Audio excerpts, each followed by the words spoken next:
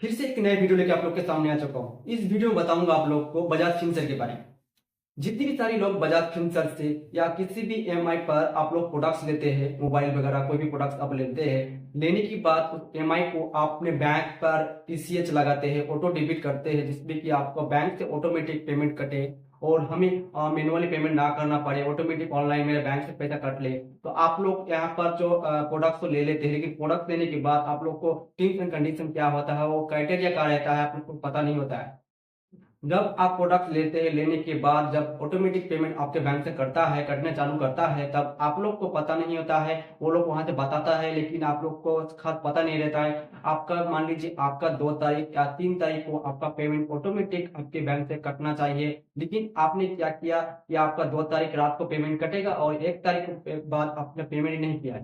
1 तारीख को आपने पेमेंट बैंक पर नहीं रखा, आपके बैंक पर पैसा नहीं है और आपने चाहा कि मेरा तो पेमेंट 2 तारीख को कटेगा, तो मैं 2 तारीख को ही पेमेंट अपने बैंक पर डिपॉजिट करूंगा। लेकिन आप लोग को खास पता ही नहीं रहता है। आप लोग को 2 तारीख को पेमेंट नहीं डालना है, आपको 2 दिन पहले पेमेंट डालना है। या तो आपको 30 तारीख को या तो 1 तारीख को पेमेंट ऑटोमेटिक आपके बैंक पर रखना है, या आपको मेंटेनेंस करके रखना है बैंक को, जिसपे कि आपका ऑटोमेटिक पेमेंट बैंक से सही से कटे।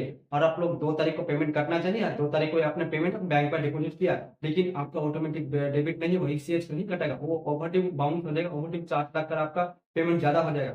मान लीजिए आपका ईएमआई है 2000 का और आपको डिपॉजिट करना है बैंक पर, आपको 2 तारीख को मेंटेनेंस करके रखना है और आपको 1 तारीख को पेमेंट बैंक पर रखना है, और आपको आपने 1 तारीख को नहीं रखा है, 2 तारीख को पेमेंट आपने बैंक पर डिपॉजिट किया है, तो आपका ऑटोमेटिक पेमेंट नहीं कटेगा, वो बाउंस हो जाएगा। बाउंस होने से क्या होता है, आपका ऑटोमेटिक जो पेमेंट होता है वो तो कटेगा ही 2000 का, लेकिन आपको बाउंस चार्ज देना पड़ेगा। आपको 350 बाउंस चार्ज लगता है, एक दिन के पहले वो बाउंस चार्ज लग जाता है। जितने दिन आप उसका लेट होगा, उसका 150 रुपीज करके आपको 100 रुपीज आपको कटता रहेगा और ऑटोमेटिक बाउंस चार्ज लगाता रहेगा। लेकिन आपको खास पता ही नहीं रहता है, अरे मैंने तो पेमेंट ऑलरेडी डाल कर रखा है बैंक में, तो मुझे क्या पता है कि ऐसा ऐसा हो जाएगा। लेकिन आपको पता होना चाहिए, आपका पेमेंट 2 तारीख को कटेगा रात को, तो आपको 2 दिन पहले पेमेंट ऑटोमेटिक बैंक पर डिपॉजिट करके रखना है।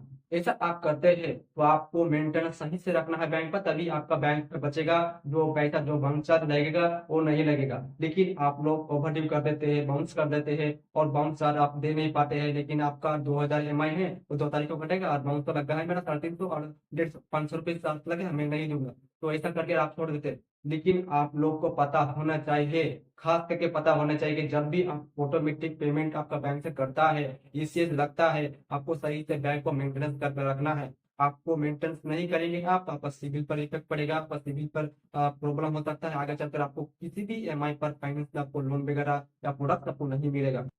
तो मेरी बजाज फिनटेक के बारे में दी हुई जानकारी आपको कैसे लगी, कुछ भी हेल्प हुआ है तो आप कमेंट करके जरूर बताइए। अरे दोस्तों को, अपने दोस्तों को जरूर शेयर करेंगे। थैंक यू दोस्तों, have a nice day, good bye.